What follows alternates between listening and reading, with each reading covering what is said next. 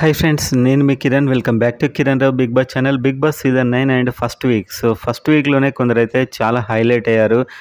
చిన్న చిన్న ఇన్సిడెంట్స్తోనే voting graph అయితే మారిపోతుంది. అదేవిధంగా కెప్టెన్ టాస్క్ గురించి కూడా తెలుసుకుందాం. వీడియోని అయితే లైక్ చేయండి.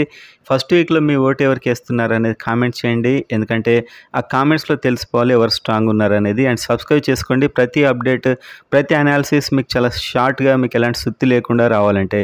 సో వీడియోలోకి వెళ్ళిపోదాం. వీడియోలోకి వెళ్ళినట్లయితే ఈ వీక్ అంతా హైలైట్ సంజన అని చెప్పొచ్చు, హరీష్ అని కూడా చెప్పొచ్చు.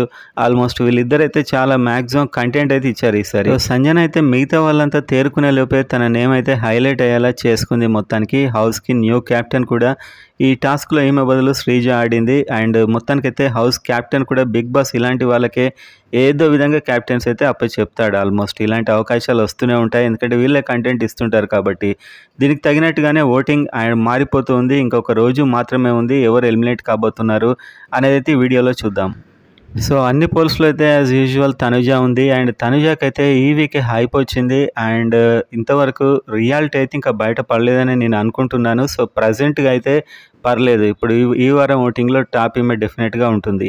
ఆ తర్వాత సుమన్ శెట్టి. సో ఓటింగ్ అయితే ఇక్కడ అఫీషియల్ అనఫిషియల్ పోల్స్లో అయితే వస్తుంది. సో ఓవరాల్గా హౌస్లో అంత యాక్టివ్ లేకపోయినా కూడా సో ఎలిమినేట్ కాడు అనుకుంటున్నాను. సో ఒకవేళ ఇతడు యాక్టివిటీ వల్లనే ఇతడు అయితే ఎలిమినేట్ అవ్వచ్చు. ఆ తర్వాత ఇమాన్యువల్ నాడు. సో మ్యాక్సిమం తన వంతు ట్రై చేస్తున్నాడు, పర్లేదు ఇమాన్యువల్ అయితే. అండ్ పవన్ అగ్ని పరీక్ష నుంచి వస్తున్నాడు కాబట్టి కొంచెం ఓటింగ్ ఉంది ఇతడికి. ఆ తర్వాత సంజన. సో సంజన అయితే ఈ వీక్ మనం చెప్పుకున్నాం ఆల్రెడీ. సో అందరికంటే హైలైట్ అయింది ఏదో విధంగా. సో అది మంచో చెడో మొత్తానికైతే హౌస్లో అయితే ఒక విధం, హౌస్ అనే కాదు ఆడియన్స్ కూడా సంజన అనే రేంజ్కి అయితే వెళ్ళిపోయింది. సో ఇలాంటి వాళ్ళు ఉండాల్సిందే నేను కూడా అనుకుంటున్నాను. ఒక 5 వీక్స్ 10 వీక్స్ వరకైనా, తర్వాత ఇంక ఇలా కంటిన్యూ అవుతే ఎక్కడికైనా వెళ్ళొచ్చు, చెప్పలేం. ఆ తర్వాత రాము రాథోడ్ ఉన్నాడు. సో ఇంకా ఇప్పటి వరకు నార్మల్ కంటెస్టెంట్గానే కనిపిస్తున్నాడు. ఆ తర్వాత రీతు చౌదరి చాలా గట్టిగానే ట్రై చేస్తుంది, కానీ పోల్స్లో పెద్దగా అయితే ఏం లేదు ఎఫెక్ట్.